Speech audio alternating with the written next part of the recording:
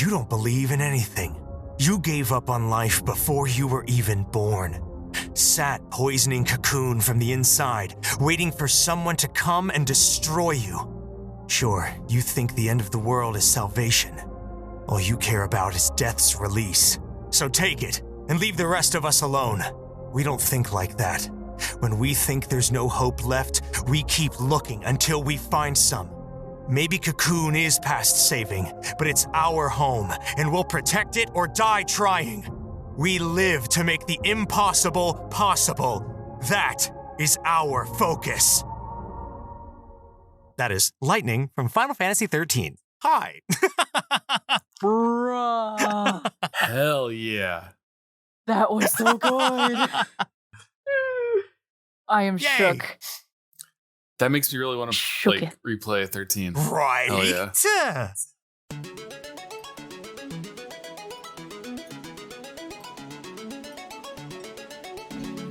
Listen to my story. This may be our last chance. I thought about a lot of things. Like where I was, what I got myself into. I started to feel lightheaded and then sleepy.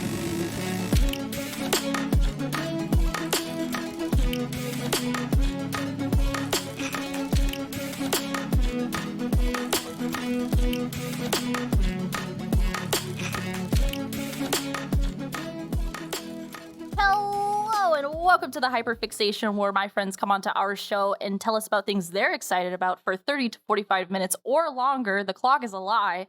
My name is Roma. I use the they and them pronouns, and today I am joined by my co-host, Jakey. Hello, I am Jakey, the Spoony Bard, and I use the them and him pronouns. Them, him, and we are not alone. No. In this first episode of season 4, our special guest, the first of the season, the amazing Aaron. Hello. Hi, everyone. It's me. I'm Catano-Saez. I use he, him pronouns. I am a voice actor and a podcaster, and you can find me on the internet at Catano-Saez, all one word. Anywhere on the internet. If Twitter still exists, I'm there. Blue Sky, everyone's pretending to use it, but hey, let's go with it for a little. Yeah, everyone's pretending that that's the new Twitter, so I will too. We're doing our best. I'm on it way too much, honestly. Are you? Yeah. It's so hard to. It doesn't work as well sometimes. The app is bad. It was down yesterday. I was like, y'all, you cannot be down. You just can't. Can't go down. It was for like a half hour. For mutants like myself who live on it, I'm like, on social media, I'm like, oh no, my posts. My precious. Is that, they're really called skeets? Yeah. Jesus Christ. Yeah. I honestly, I'm not happy about it either.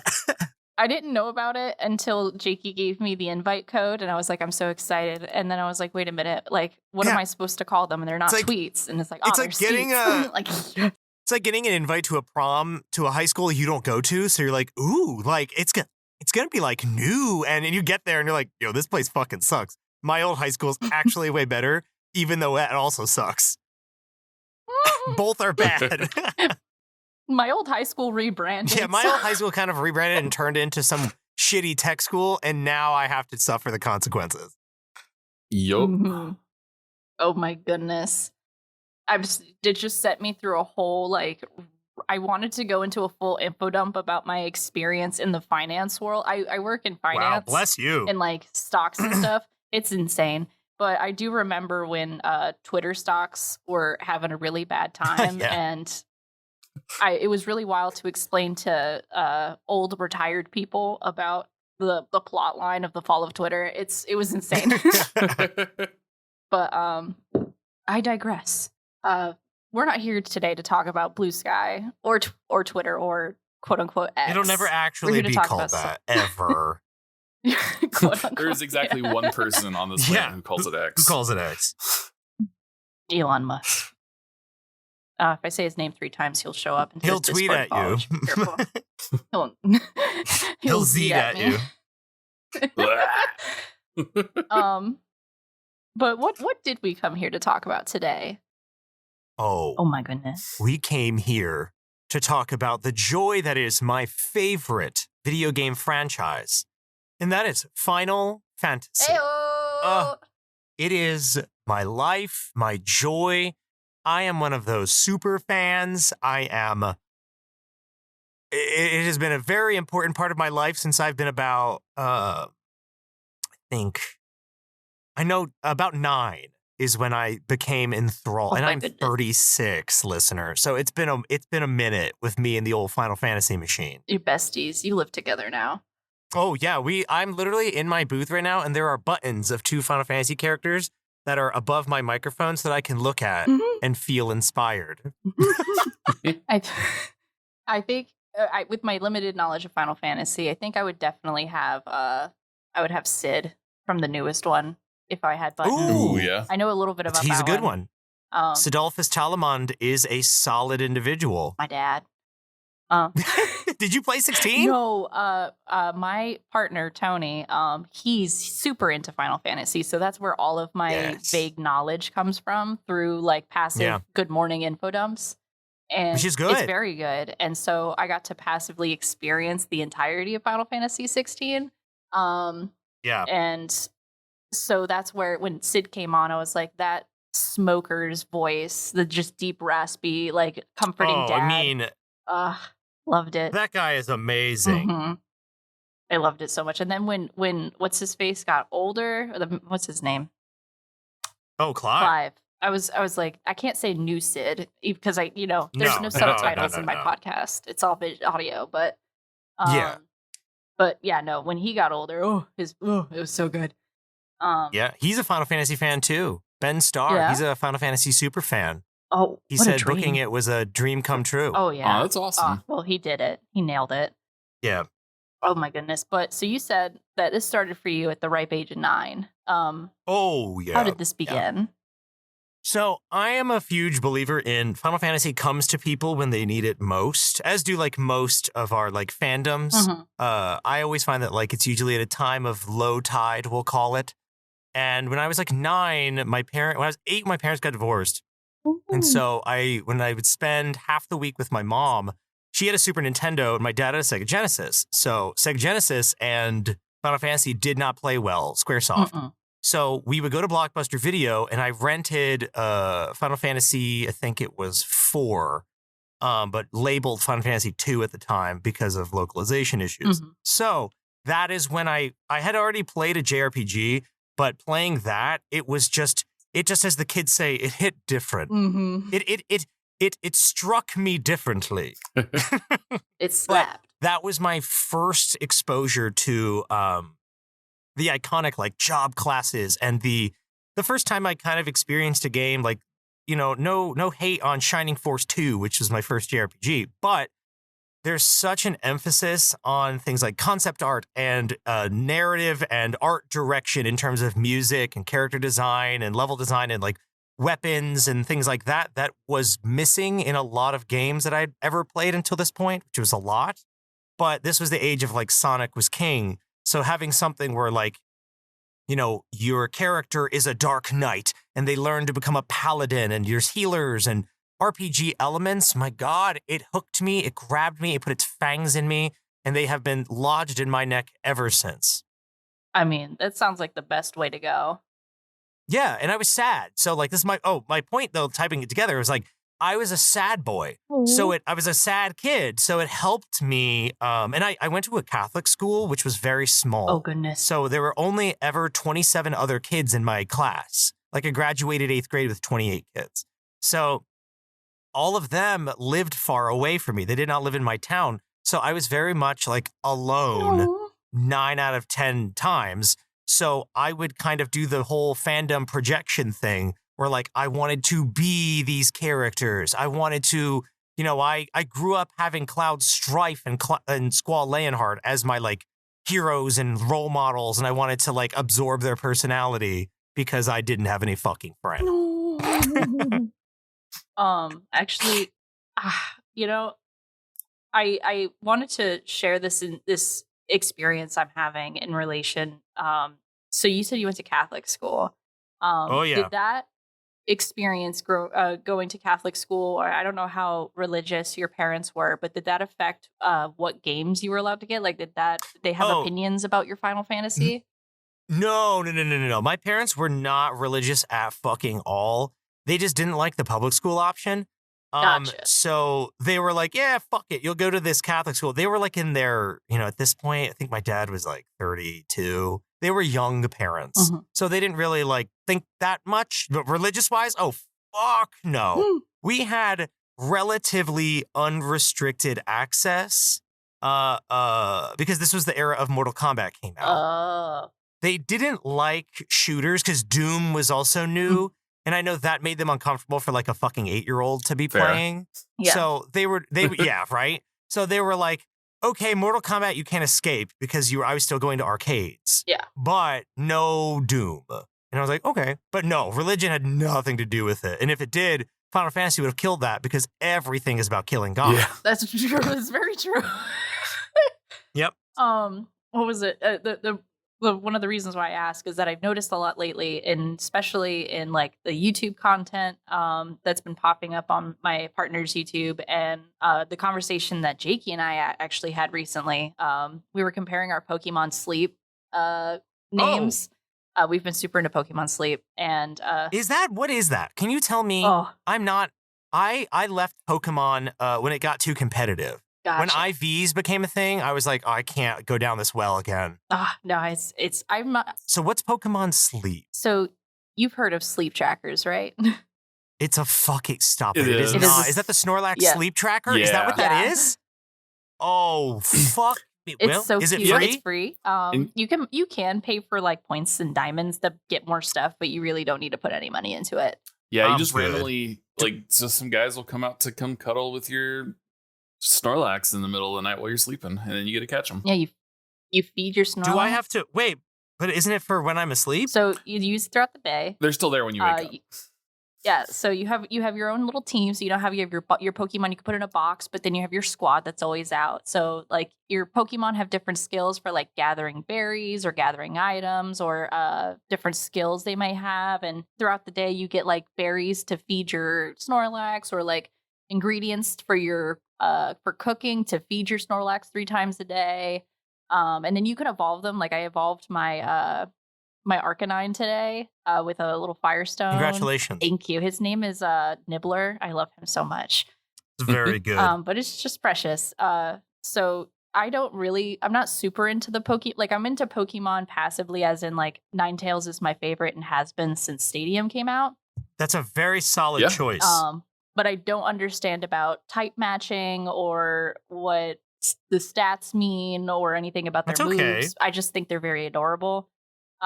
So I think it's user friendly in that sense where, you don't have to worry about fighting anything. You're worried about getting enough sleep and taking care of yourself. I'm sorry. Were you saying something? I was installing Pokemon Sleep as we fucking talk.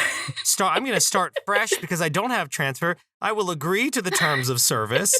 You're hearing this first, listeners, as I sign up for Pokemon motherfucking... Wow, they're making me read the terms of use.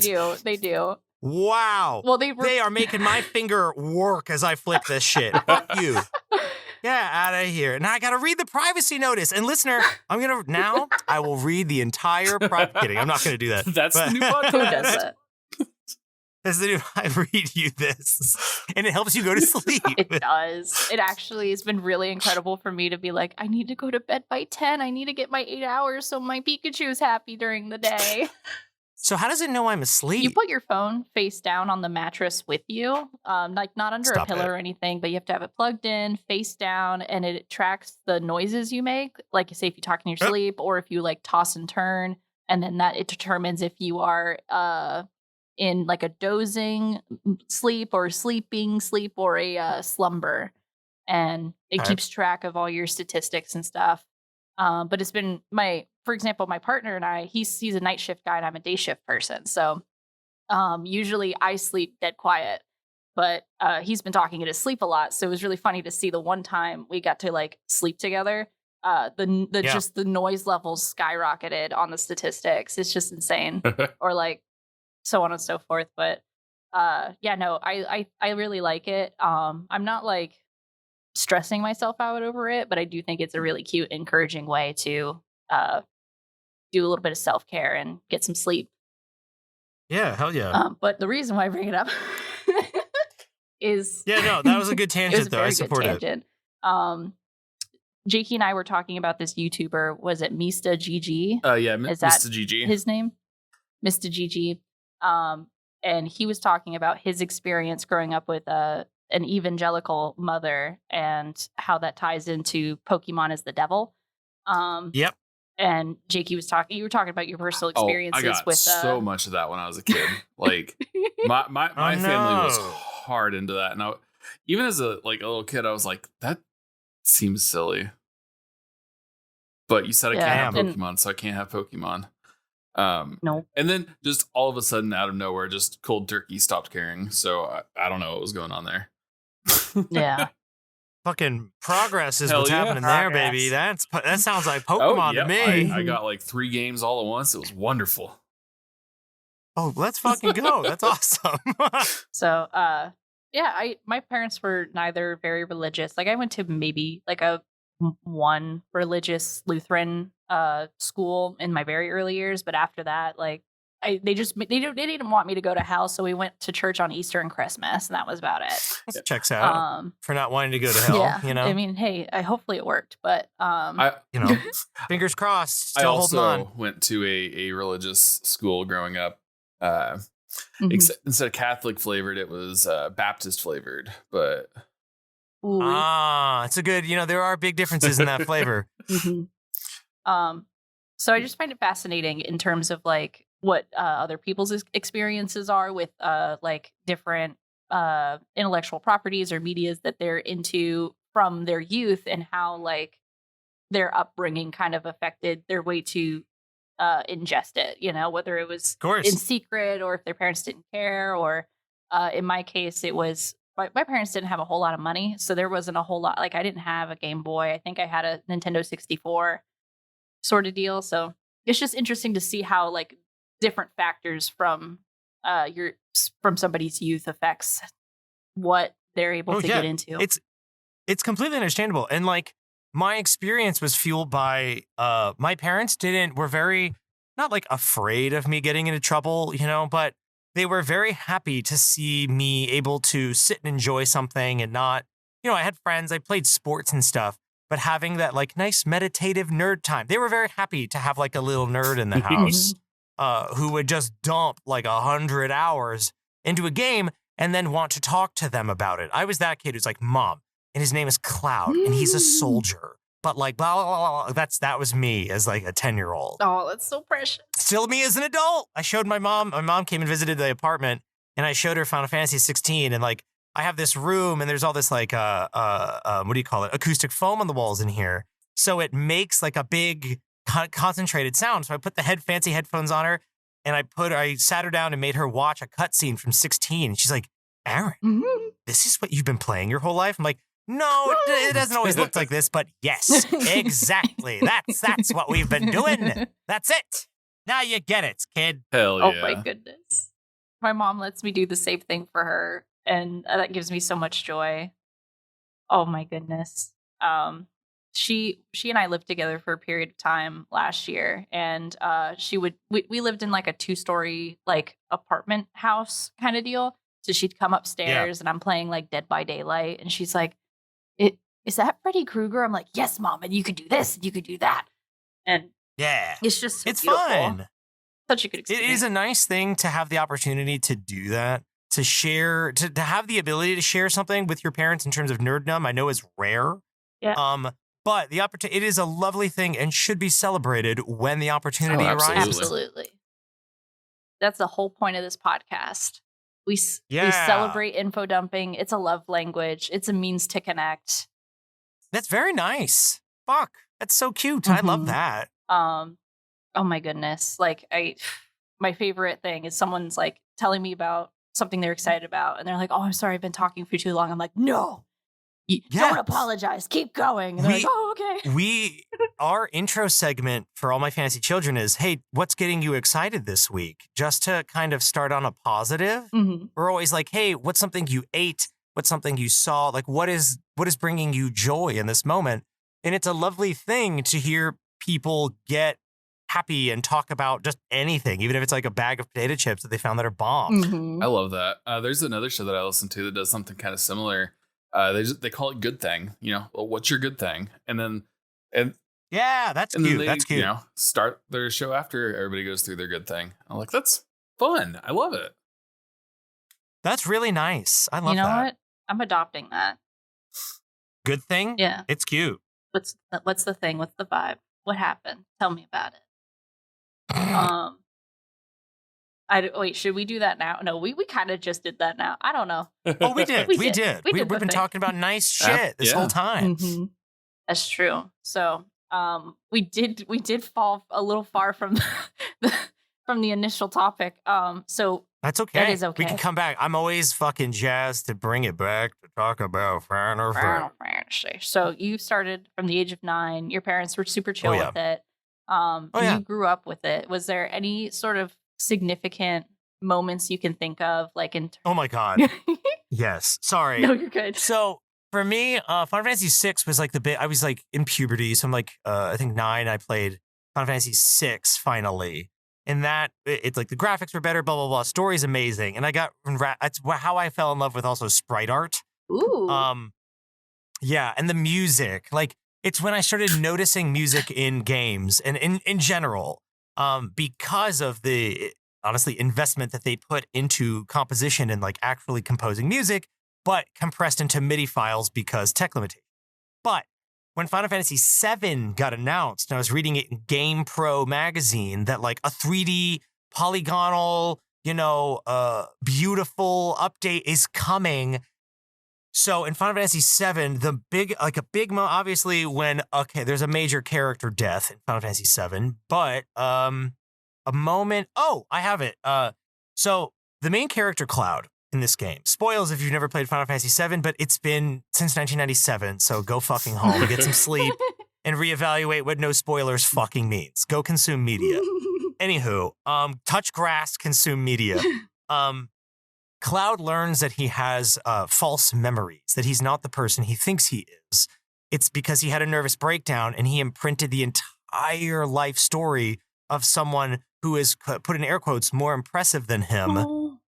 And thought he was him most of the entire game. He thought his whole life, all his memories were kind of bullshit because he never became the person he wanted to be in life. He kind of just became a grunt, not a legendary super soldier.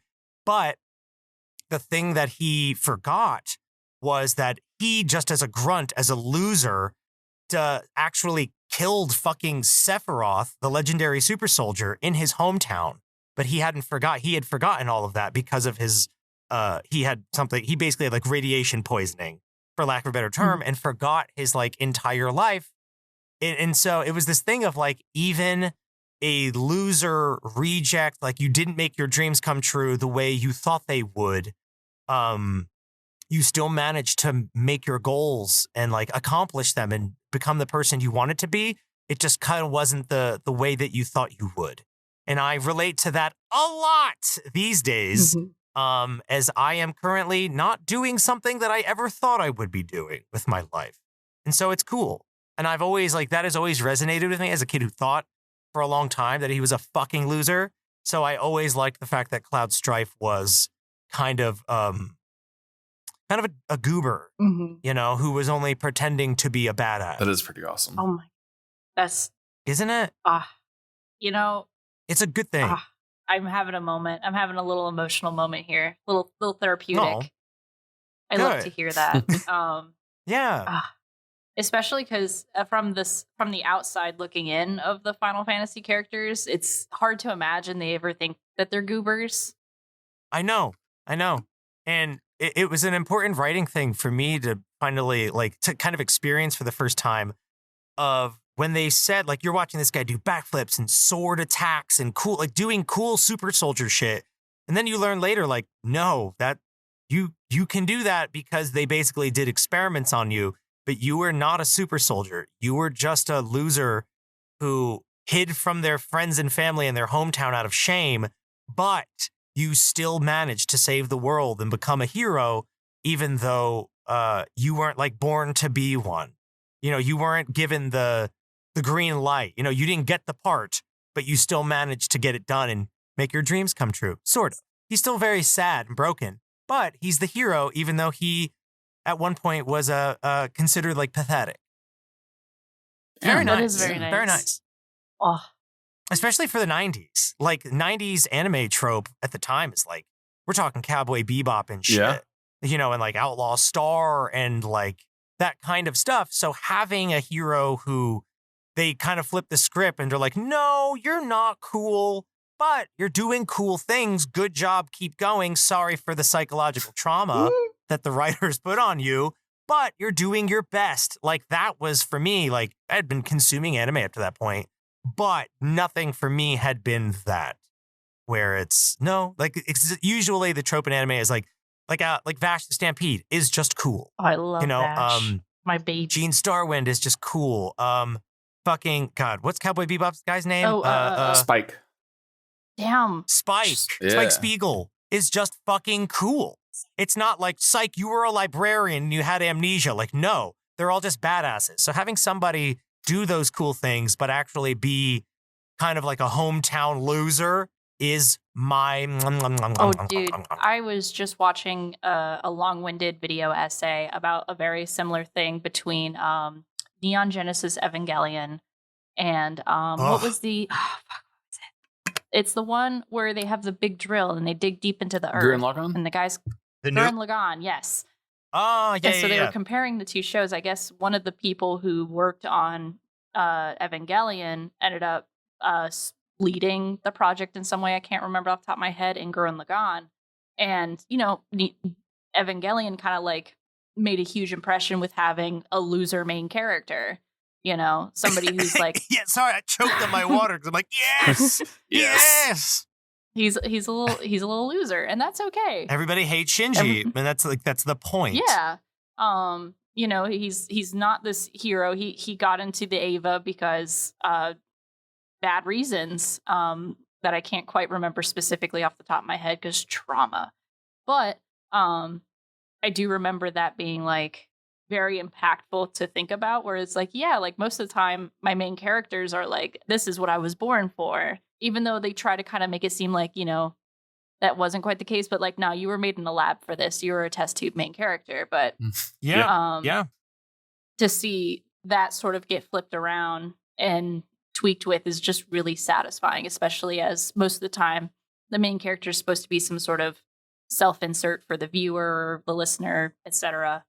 I honestly think that is what makes me love Final Fantasy a lot, is that the main character is usually a deeply flawed individual.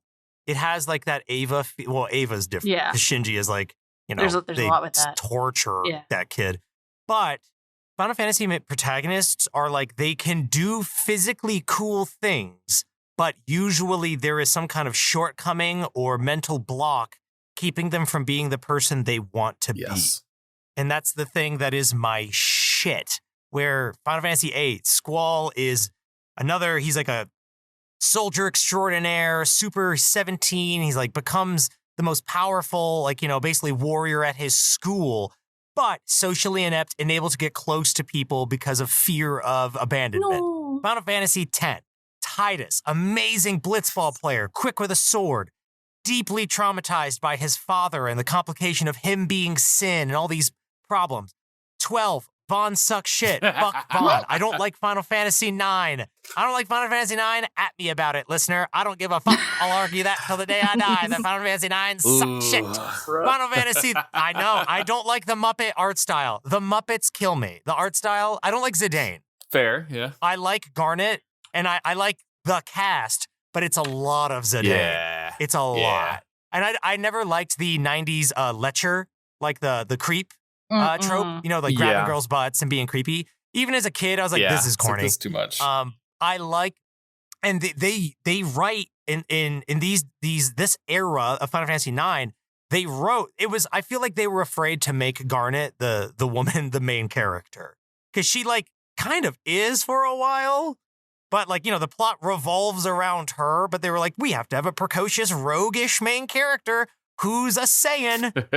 And, and that's the part that always, because I'm like, wow, Vivi and Garnet and the gang are much more interesting than fucking Zidane.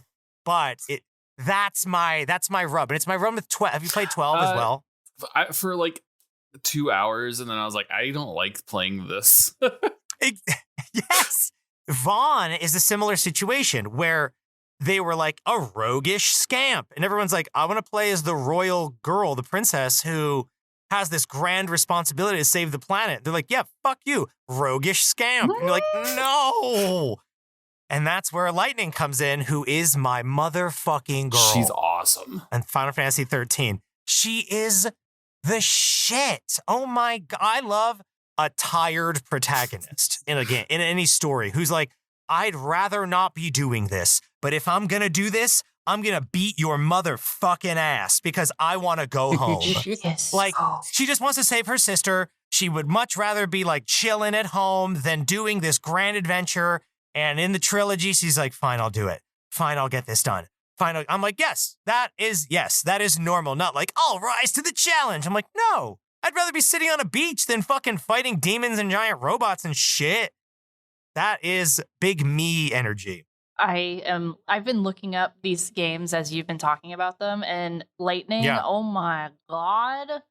You like that character design, right? The character design is so good, and I can already feel the vibe, and I'm like, that's my older sister right there. She's gonna fight everyone. She is an older sister in the game. Her little sister turns into a crystal, and her whole thing is like, I gotta figure out a way to bring her back.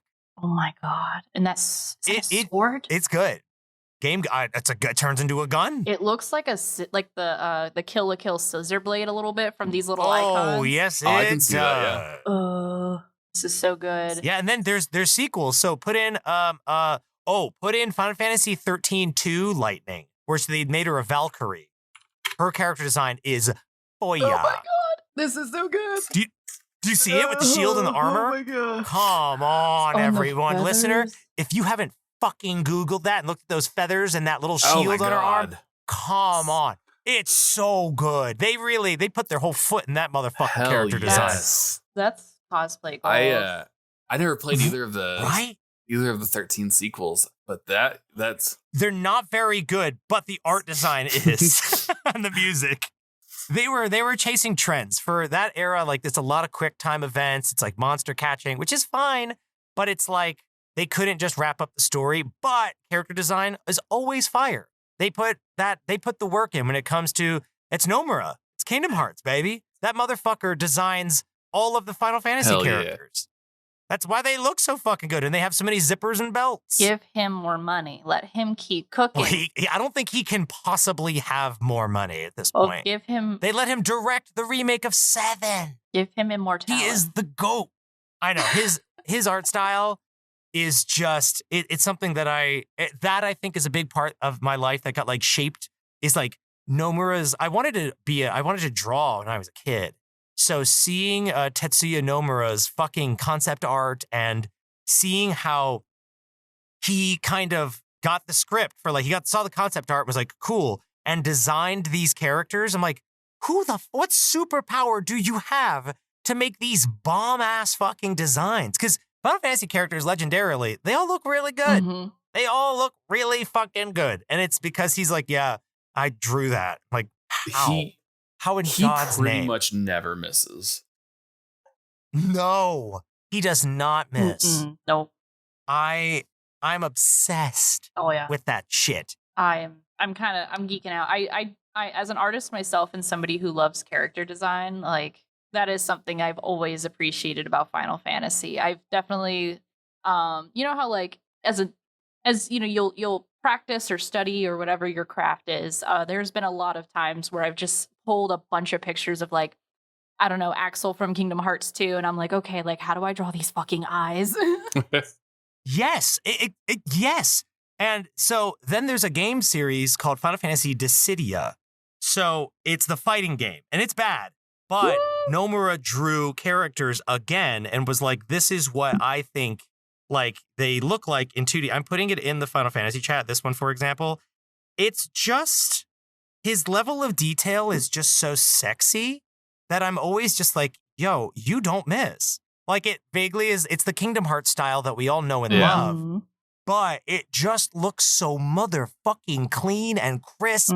It's like if you needed somebody to ever draw you a badass, if you could Twitter commission Tetsuya Nomura, you would. Looking for new default, willing to commission, have $40, need new Twitter bio and default. Need it right now. Tetsuya Nomura reaches out, got you, fam. I'll take it as a napkin drawing in a restaurant, honestly. $40, please. For fucking real. Yeah. Oh, God. Goodness gracious. I forgot about the timer. That's okay. Oh, that's fine. The timer's a lie anyway. Time scam. Time doesn't exist, man. Yeah. Yeah. Oh, my goodness. So what would you say is your like? It's hard to pick. You know, there's so many of there's so many last fantasies, but which one would you say sits at the top of the pyramid? Okay, so this is a very complicated conversation because they scratch different itches and you have to, it's almost like movies where you have to acknowledge for the era that they were in. So my number one in terms of just story is 7, because for the 90s, them to write this grand narrative about Sephiroth and Cloud and Shinra and writing about the dangers of big business and environmental disasters and stuff, I'm like, did you have a fucking time traveler on staff? Because what the fuck? So I'm going to, my ranking is usually 7, followed by 10, followed by 15, because I really liked the story. Have you either of you ever played Final Fantasy 15? Is that the one with the boys on a road trip? The boys in the car. I have played it, but not yet. You have not? It's all I will say is it's about growing up and facing responsibility. And I played that when I turned 30, and it was really it's a big one. Then I would say probably Final Fantasy 8. I like 8 a lot. But yeah, that's my like 4.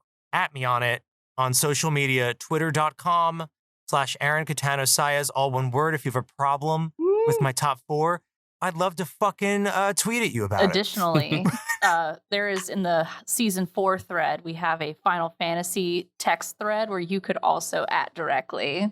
We can all get into big Fortnite, what do you call it? Battle Royale. Battle Royale? Yeah, come for me. I think 15 is fucking a slapperoonie. And my number 5 would probably be 16 because I thought it was really fucking good. Oh, yeah. Final Fantasy 6 is great, but it's old as fucking dirt and they didn't have character development like they do now. So you think Shadow has a deep character story? I'd love for you to count how many lines of text they gave that motherfucker and take your nostalgia goggles off. Hell yeah. Because we think practically around here, kids. We go, wait a minute, that was the 90s. They didn't write anything. And they wrote, wait, why does Edgar say that to a 10-year-old girl? Oh, dear God, this is dated and weird. And there's localization stuff. That's a whole other episode about localization. So listener, if you like Final Fantasy games, that's great. But learn about localization because the first like fucking 8 were all translated by literally one guy. So they're full of flaws. And he openly admits that he kind of fumbled. That's okay. Damn. He's a lot. So a lot of the text that we read was kind of weird and shitty because he was like, I didn't know what a lot of things meant sometimes. So I would make it up. That's how we get the Spoony Bard line. It's how he got Spoony Bard. It's how they said that Cloud is a clone of Sephiroth when he really wasn't. That he was like, whoops, sorry. Oh my God, I said clone. I meant like, you want to be him. Oh God, oh God. We wrote a major plot point into the game that I did not mean to write. I just fundamentally changed the entire plot. Yes. Things that keep you up at night. I changed the plot, didn't I? It keeps me up at night. It really does. Oh, goodness gracious. I really need to go play 7. I have like, with 7, I've taken in like every other form of 7 media. Like I've watched Advent Children. I've watched Last Order. I played Dirge of Cerberus. I played Crisis Core. Wow. Wow. But I not did yet. You play the remake? I gotta play the original first.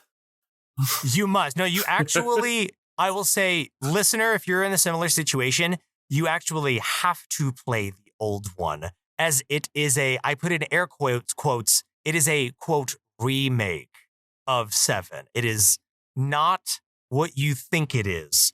Go play 7, get the ones that are the remasters so you can use fast forward so you can just plow through those random battles and focus on the story. Then play the remake because it is not a direct remake. You must play the old one. I am grabbing you by the shoulders and I'm looking you deep. Look into my eyes. You must play OG Final Fantasy VII to enjoy the remake, or you will be confused, annoyed, and have a weird time. I feel you grabbing my shoulder. Look at me. I am so fucking serious. I'm not playing any games right now. I need you to play the OG one. I need you to. It's easy. And you can turn on auto max damage. You can turn on infinite limit breaks. You can make it so you can't lose a single fight, so you can just enjoy the story and plow through it and get those good Final Fantasy feels. I know the polygons are ugly. I know my love. I know my sweet baby. I know they're fucking busted and it looks bad. But I promise you, that payoff when you see how hot everyone is in fucking 3D, when you play that remake, you're going to say, I fucking earned this. It's going to be that ice cream bar at the end of a hard day of motherfucking work. You heard him. You heard him, listeners. I just started the download. Do it right now.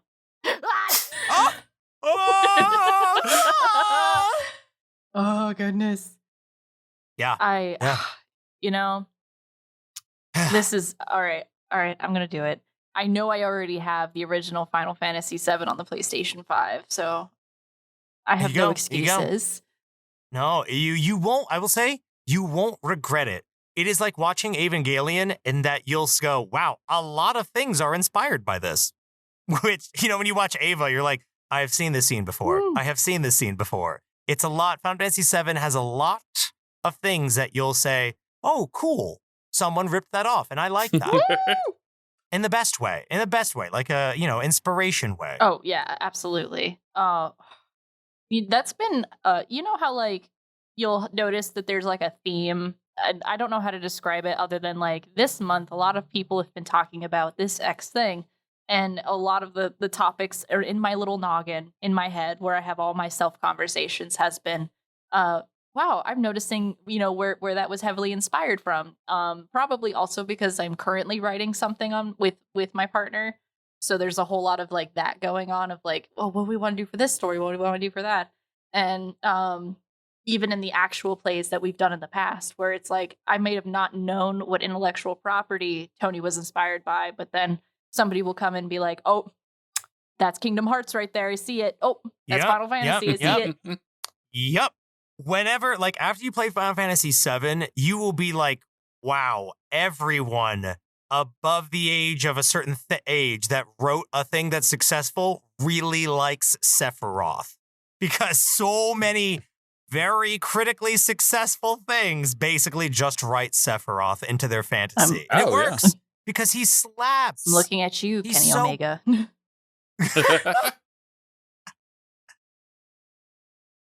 But it's good. Final Fantasy is good. It's a good time. And the thing that I love is, listener, and you too, is the team gives a shit. They try really hard in the art department to keep up. Like they took them a long time to openly remake 7. They used to say, we will never do it because we'll be saying we can't make anything better than Final Fantasy 7. So they don't want to remake it because that would be like this definitive moment. Then they said, fuck it. They wanted money. But they actively try to outdo themselves in terms of narrative and music and art design. And each one borrows from the last one in terms of influence and as like a launch point. So when you go from like 7 to 8, you go like, wow, the music and character models, it's a big step up.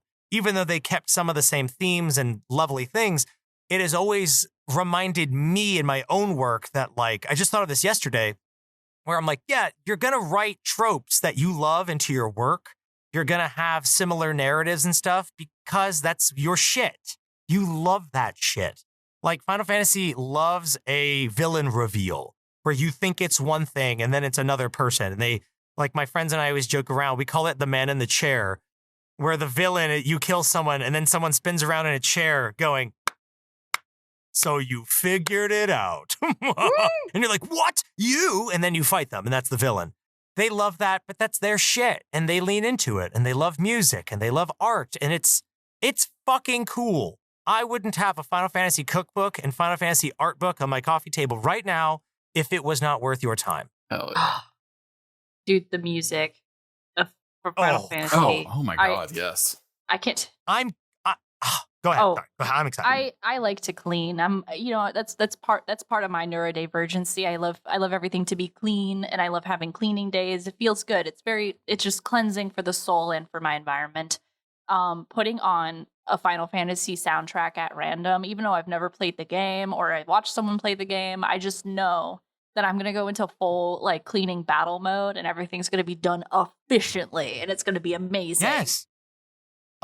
What's currently in my Switch Lite right now is fucking Theater Rhythm Final Bar Line, which is the Final Fantasy music rhythm game. They are fucking fun. You play through all the game's soundtracks in this little fun rhythm game, and your characters level up from the series. They use abilities. You unlock characters. I am one of those. I am a super freak. If it comes out and it says Final Fantasy, it's immediately purchased. Mm-hmm. It's a requirement. It is. Unfortunately, it is. What was it? And then I remember when Kingdom Hearts Melody of Memories came out. My partner, Tony, did the cutest thing ever and took off an entire week of work of the release date of Melody of Memories and just played the game and was just gone from the world. Music is super important. That franchise, that company knows the importance of powerful music. Come on, who the fuck doesn't know Simple and Clean by now? Oh, from King, and it's so transportive, that remake. You think of fucking falling through the floor, ending up at the station, on that stained glass, and Sora picking a wand, a shield, or a sword. Come on, y'all. Shit bangs. Music's good. Investing in art and trying your best. It's like a creative lesson for me all the time where I'm like, no, I'm going to try to go the extra motherfucking mile to make this extra special because that's what Square Enix would do. That's what Square Enix would do. That's what Nomura would want me to do, is to try really fucking hard, okay? Yeah. So I'm going to go for it. I'm making you proud, Papa Tetsuya. Papa Tetsuya. Mr. Nomura. Oh, speaking of Simple and Clean, I know... So you remember Napster, right? Oh, I have ruined my family's computer using that. My mother, she had her iTunes library and she would borrow CDs. She would get music from everybody, Napster, you name it. She had this huge iTunes library and she would burn my sister and I little mix CDs. My sister's 3 years younger than I am. And so Myra would get, her songs and I would get my own. And my mom got from one of my cousins. My cousin, she was like a goth icon to me. She looked like she walked straight out of Charmed. It was wonderful. But they were super nerdy, still are. I talked to her husband about One Piece all of the time, but they gave her the Simple and Clean MP3 into her folder and said that Roma would like this. At this time, I didn't know Kingdom Hearts existed, but I knew that the song slapped, and I played it all of the time. Yup. And then that's when the commercials for Kingdom Hearts 2 was playing on TV. And I went, oh, like, this is it. Like, I was fundamentally changed as a person. And I distinctly remember telling my coworker how that was a formative moment in my life to turn me from just a blank slate of a child into a nerd, like, instantly from that song.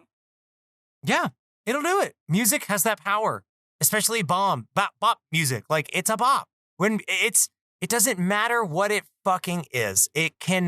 Art has a way of moving you and developing you. It can push you in a different direction that you did not expect before. I am always everyone's like, why did you switch to voice acting? I'm like, G Gundam when I was a kid? Yes. Are you fucking joking? That guy screaming, here I go! I was like, I'm eventually going to want to do that. I don't know that right now. But I want to say shining fucking finger or burning erupting finger more than I've ever wanted anything in my life. I wanted to be a voice actor when I was a kid. I still do. Do you? Don't. Let it go. Don't do it. Don't do this. It's bad. It's bad. All the people on the panels will tell you it's fun. It's not. don't do this. I'm kidding. I'm joking. Kids, if you want to be a voice actor, I hope you have rich parents. Oh my God. Because that gear is expensive. You want to be a streamer? You got $8,000? You want to be a voice actor? I'm like, yeah, I hope you got some extra money, kids. Oh, Sonic's here to say, hope you saved your money. Hope your grandpa left you something, because otherwise it's going to suck. You fell into my department of what I do for my real life job, and my whole brain wanted to go into a montage of like, whoa, with intergenerational wealth. Oh, God. Goodness. Oh, yeah, no, man. Final Fantasy. What a concept. The best. I love it very much. You know, oh, sorry. Jakey, were you going to say something? No? Oh, okay. I saw your little green box light up, and I went, oh no, I'm interrupting. I'll probably just breathe too hard. Oh, you're allowed. Breathe as loud as you want. Take up space. What was it? The I learned recently about the story behind how Final Fantasy got its name, and I thought that was very cool. Yeah. Isn't it really a super inspirational thing where it's like they thought they were out? They thought this was like their last shot. And then it's like, it wasn't. Nope. It wasn't, baby. Because I always would joke around like, it's the last one again. But no, it'll never be the last one. It will never be the last one. And when it's at this point, it will never be the last one. And I welcome it. Oh. The last one comes out. It's called First Fantasy.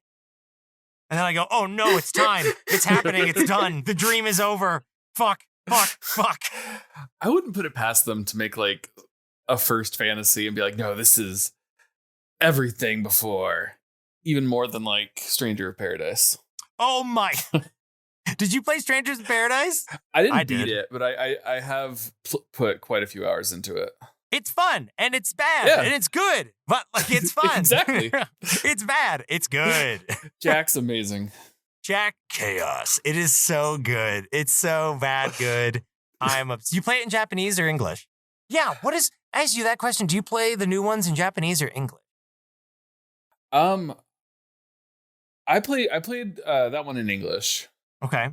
Cool. I think There's that no was judgment. just the default. I didn't even know if it was. I didn't even know it was an option. That's cool. Oh, it is. And I did Japanese because one of my favorite voice actors is in it. I can never remember his fucking name, but he's in every anime. Guy who talks like this. He is.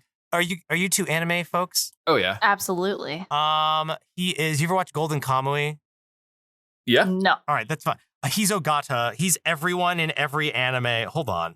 Let me Google this. Do it. I can't believe. He's Overhaul in My Hero Academia. Oh my gosh. Okay. You know who I'm talking about? Yeah. Yeah. We call him the Meow Meow Man because it always just sounds like like it sounds like he's just saying meow meow. Oh, okay. I got it pulled up here. Kenjiro Suda. Yep, that's it. He's every villain in every fucking thing. Oh, he was Seto Kaiba. Yes, he's fucking of course Seto he would Kaiba. be Seto Kaiba. Like he's if you go down the list of that individual and you're like, oh, you're in everything. You're like, yeah, he really isn't fucking everything. Jujutsu Kaisen, he's the blonde office guy with the glasses. If you're up to date on that. He's Louis Serra in Japanese Resident Evil 4. What? Let me see what else. Now that we're on this topic, I'm kidding. We can pivot. I'm just excited. This is like a behind the voice actors page mile long. Yep. Oh my goodness. I just pulled up the list myself. Let's see. Dude, Soul Eater Mifune. Tatsu House Husband. Yo, have you watched The Way of the House Husband? I love The Way of the House Husband. That's him. It is one of the funniest things I have ever seen in my life. Without question. Oh, it's for so sure. Good. Now I'm stuck here. This is the list. Yep. He plays Yonji in One Piece? Dude, he's in everything. And he's so good. That meow meow man. He was just born with like the golden voice.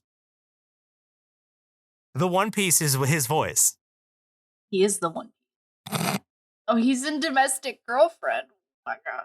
Kengan Ashura. Jesus. Now this is what this episode's about. We're just talking about this guy.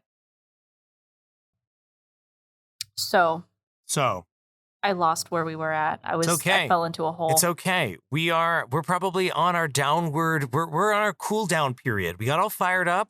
We took a sprint, and now we're taking our like walk around the track to cool down. So I know, Jakey, you've watched Chainsaw Man. Yeah, I've watched Chainsaw. Oh fuck yeah, he's the knife guy. He's the dude. He's the dude. He's Kishibe. Mm-hmm. I love Kishibe. That's my other dad. When he opened his mouth, I was like, come on, man. This guy is constantly employed. And when he is, it's everybody's favorite fucking characters. Absolutely. I hope he gets everything he wants. I hope he gets immortality if he wants that too. Let him keep cooking. Or if he wants to go hide in the woods and live a peaceful life, let him have that too. He's done enough. He's served his time. It's true. Let him be George Washington. Let him go sit under the tree. Yep. Goodness. So, Final Fantasy. Is there any, like, let's see. I want to say, like, is there any interesting fun facts about Final Fantasy that, you know how, for example, someone will just bring up like, oh yeah, I was playing Final Fantasy 13, and you're like, oh, did you know that the director did this? Like, I don't know if you have any like fun, exciting, or even little silly ones too. Those are good too. Let me think about that. That is, or you too, Jakey. There was one I'm trying to think of. I can't remember which game it was. It might have been Final Fantasy Mystic Quest. There was one Final Fantasy that was like basically supposed to be kind of like baby mode intro to the genre. Baby's first JRPG? Kinda, yeah. And in Japan they basically called it like Final Fantasy America. the shade. The disrespect. Yeah, it was Final Fantasy Mystic Quest. It was called Final Fantasy USA Mystic Quest in Japan. And it was, a simplified role-playing game designed for the entry-level player. That is amazing. That is, all right. Wow. They just dumped this. Wow. In the 80s and 90s, we definitely had that reputation of like, oh, Americans are very bad at video games. Yep. I'm still bad at video games. But it's okay. My fun fact is that in the parade scene in Final Fantasy VIII, they are doing the Thriller dance. The motion capture artists were. What else? Oh, in the original concept of Final Fantasy VII, they originally had thought that Aerith and Sephiroth would be brother and sister. They are not. Bruh. What else? I'm trying to think. Jeez. Final Fantasy X, I'm trying to think of like fun treats that are neat. Or like 8. I know how the gunblade is supposed to function in Final Fantasy VIII. The concept behind it is not that it shoots a bullet. It's that the bullet fired out of it creates a shockwave that propels the blade forward and causes it to do more damage. What? Yeah. So it's like a gun, like this big revolver gunblade, and when you in game, when you attack, you have to pull R1 to pull the trigger, and it goes. When you see this little explosion, the idea behind it is that explosion propels the gun to go woof, like and swing harder. So they always say in the game, it's like a weird translation thing, that it's difficult to use. But the idea was that it's difficult to control and master because it like literally is fucking blasting and pushing, like the shockwave out would make it hard to wield. That's wild. Yeah. Wait, so is it in terms of like where you're not shooting a shockwave at your opponent. You're using it to boost power boost your swing. Yeah, like the swing would be stronger because of like the shockwave produced by this like bullet. Because it says it has bullets in the chamber, but it propels the thing. And for some reason, they can channel their ki and life energy through it. I don't explain that one, but they say that like swinging it is like a propulsion kind of. That is so cool. It's pretty and good. If there's any sort of apocalypse, I need one. A gunblade? Oh, yeah. Fuck yeah. The main gunblade of Final Fantasy VIII, the revolver. I mean, come on. It's a very sick looking weapon. Absolutely. It's disgusting. It's so good. Let me think. My last one, if I have one more. While you pull that up, I can say that I, for a long time, if you asked me what my first Final Fantasy game was, I would have said 10 because that's what I thought it was. But then I realized that at my babysitter's house when I was very little, she had a game for the Game Boy that I later realized was Final Fantasy Adventure. Whoa. Which, that game is cool. That was basically like a Zelda Final Fantasy. Yes, like Zelda it is. In terms of gameplay. Yeah, you're absolutely right. It's so cool. And then that later became like the was it like the Legend of Mana series? Yep. You know, and, I thought there was only games. 16 of these. I didn't know there was more than 16 Final Fantasies. Oh, there are a lot. Those are main. About 100. They call them like main series Final Fantasies, like 1 through the 16.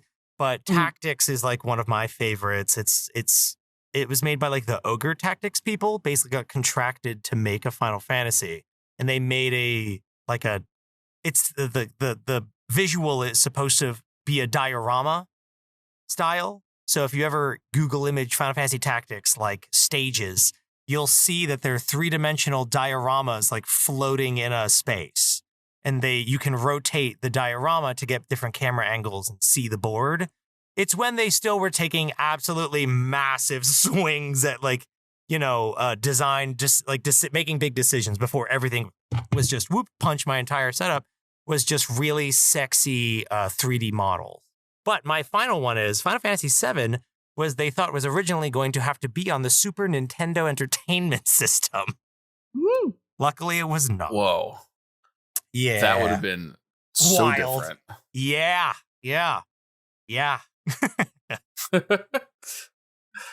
Wow. What a concept.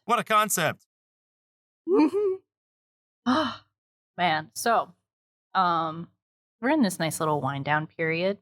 I know you've had a few shout outs and recommendations and very intense directions throughout the show. Is there any final advice you may give for either a person like me who's just vaguely familiar with Final Fantasy, or maybe for another diehard fan? I do. This is very important to me. I was just, when I say I'm literally one of my friends, it's his birthday today, and we're having a sleepover. Happy and we're birthday. hanging out. Thanks. Sean says thanks. Sure. But we're having a sleepover this weekend, and we're hanging out playing video games. It's been a hoot. And we've been talking about Final Fantasy. We just went and got Filipino pastries, and now that we were walking saying, what is your favorite, blah, blah, blah, what's your order? And I will say, if you want to get into Final Fantasy, pick one. Don't read reviews, don't read Reddit, just try it and see for yourself. Because unfortunately, this franchise is plagued with haters like me. I have a lot of strong feelings people have a lot of strong feelings about their favorites, and it's a lot based on how old they were when they first played it. So they're not really subjective. So if you're ever wanting to get into Final Fantasy, it's daunting. Yes, pick one. It can be from the 90s, the 2000s, whatever. Just try it. Finish it if you want. I suggest finishing them, as a lot of them have later payoffs or plot developments. Just give one a whirl. See if you like it, because there's always fucking another one. And there are lots. And one of them will definitely fit your needs and your loves and your tropes. But I would say don't read a lot about it. Just dive the fuck in, because over time, a lot of really shitty people have developed opinions about games that have become like the norm. Like, my reasons for not liking 9 are not the norm, where it's like, I just hate how cutesy it is. I'm like, no, I just don't like Zidane. But a lot of people have strong opinions that are not formed. They're not subjective. Pick a Final Fantasy, play it, enjoy it. There's lots of ways you can play them now, whether on Steam or on the various, like, you know, online stores on Xbox and PlayStation and Switch. Play one, enjoy it. You don't have to 100% it. You can use all of the sick little, like, fast forward, no damage modes. Don't let anybody shame you if you want to do that. They are narrative games. They are story games. And I want you to enjoy the music, the story, and the writing, and think about the teams and their desperation as they try to push one out every year to try to recoup their losses because these cost so much motherfucking money. Oh, goodness. Yeah, so just try one is my advice. And if you're a longtime diehard, revisit the ones that you currently fucking sweat and you talk shit about online and you brag about them being the best and the other ones are shit. Play it in 2023 and then at me, because I guarantee you will have different feelings about a game made in 1998. Game's almost as old as I am. Oh, don't tell me that. I'm not a 96 baby. I would never say that. No, you would not. You can't say that. Not even on your own show. It's not allowed. No, not forbidden. allowed. Forbidden. My bad. I'm sorry. Redacted. Thank you. It's like bleeped out by my editor. Whichever one is editing this episode. And how everyone listening is like, but wait, what year?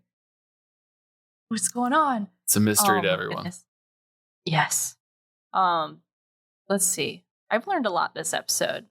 There's a lot. There's so much to learn about Final Fantasy. There's so much in terms of its production itself, in terms of the stories, and in terms of all of there's so much. There's a lot. This is a bountiful hyperfixation to have. It'll last a lifetime. Absolutely bountiful. Thank you so much for being on the show today. I feel so good. This is a good Saturday. Thank you for letting me rant and scream and tell you to at me to your listeners. I very much, I really do appreciate you having me to be able to nerd out and just talk about something nice. It is a joy. It is rare that we just have a show about being happy and things that make us happy and sharing that with people. It's a lovely thing. It's my pride and joy. Like, this is how my life has always been. Like, you know, I know that somebody cares about whatever they're telling me about, and I love learning about things. I mean, we're part of the age of time where YouTube video essays are at their peak. And so just to have that moment to connect with someone and learn about what they love and being able to it just gives me so much joy. It's an honor to be able to have this show with Jakey, and you, Lewis and Kingdom aren't here, but to be able to do this show with everybody and all of our guests has just been, it makes me cry a little bit sometimes. And that's okay. That's okay. It should. I'm glad that it is felt as a guest how much this joy this show brings to you. And it makes it a very safe place to nerd out and express oneself about the passions that I, for example, have. I got to read a fucking monologue from Final Fantasy 13. That's like the final boss speech. Like, and you've provided a space that people feel comfortable enough to be their authentic selves and be as lame and nerdy as they dream of. I appreciate that. I wouldn't want it any other way. We've had a lot of fun talking with you. It's been great. Oh yeah. So, if unless we have any other closing thoughts, no, maybe. So I know that we can find you on the internet at your app, but just one more time, where can people find you on the internet and the other projects you're involved with? Great. Okay. So, I'm Aaron. You can find me online at Aaron Catano-Saez on all socials. I am a voiceover artist. You can find all my shit at aaroncatano-saez.com. I co-create a fantasy world-building podcast called All My Fantasy Children with Jeff Stormer that is on the Moonshot Podcast Network. Wacky dacky do, let's go to the moon. And I'm also a cast member on the All Ages Actual Play podcast called Skyjack's Courier's Call that just funded its 3rd season a couple days ago. Woo! Yeah, so I do a bunch of stuff, and it's all really fun. You can find it at Catano-Saez.com. Heck yeah. Jay, you know, I feel like I just heard about Skyjacks on the APR postmortem. Mm-hmm. I feel like it. Yeah, that was really cute. I need to check this out. Yeah, I'm on the kids version. There's no swearing. It's about 3 magic 14-year-olds like learning about themselves. And if you were to put kids in like a pretty dangerous fantasy world, like how they exist in it, it's pretty neat. And it's for children. So it's not like, it's like a safe for work, good feels kind of thing because we play teenagers. It's great. Teenagers. I love it. Oh my goodness. Jakey, where can we find you on the internet? You can find me on pretty much any social site at Mr. Jakey Poo. You can also catch me on the Redacted Media YouTube channel where we're talking about the Dark Tower series of books. Oh, God, I love those fucking books.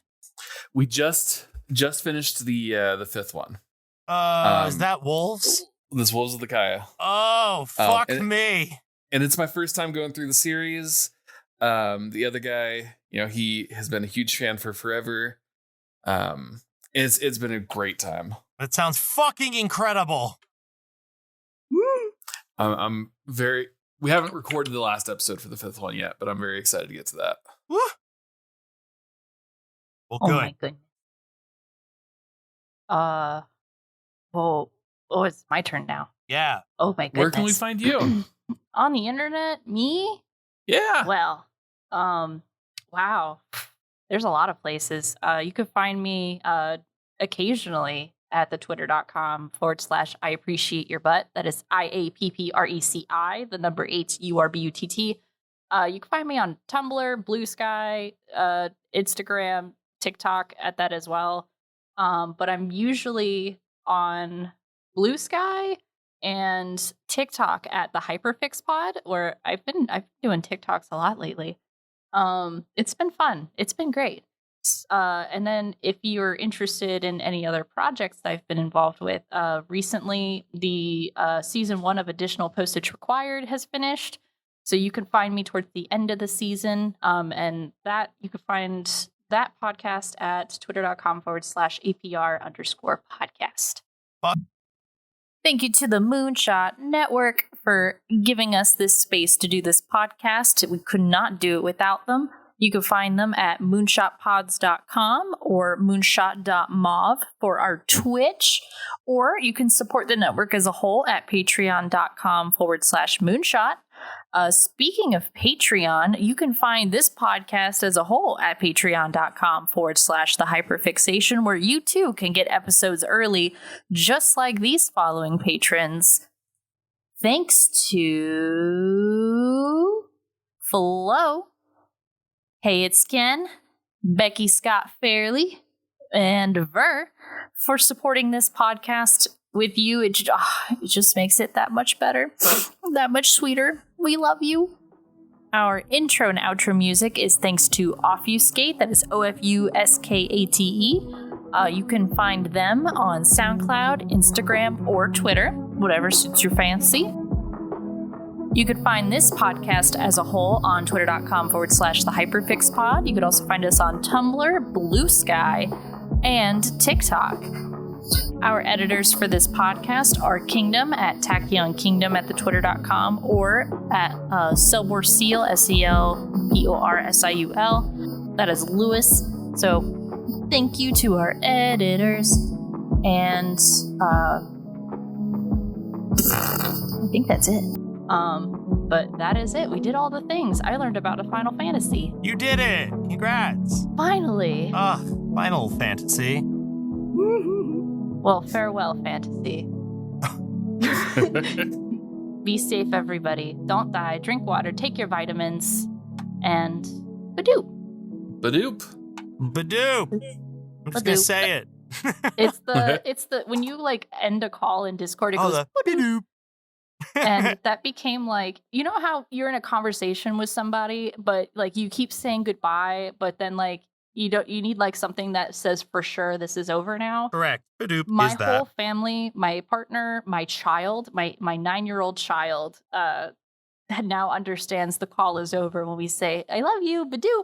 That's and then amazing. They'll go, Badoop. It is adorable, especially because they've got this tiny little 9-year-old voice, and it melts me. It's so cute.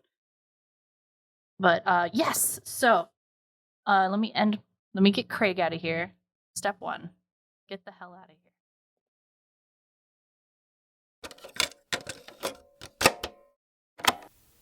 Hello, Moonshot listeners. I want to play a game. Claudia and Nicole are being held in the basement of an undisclosed abandoned building. Their task is to watch every movie in the Saw franchise before the release of Saw 10 on September 29th and provide thoughtful analysis. Your challenge is to listen to them cover 2 Saw films a week in their new miniseries, We See Saw, every Monday and Thursday here on the Moonshot Network. Let the game begin.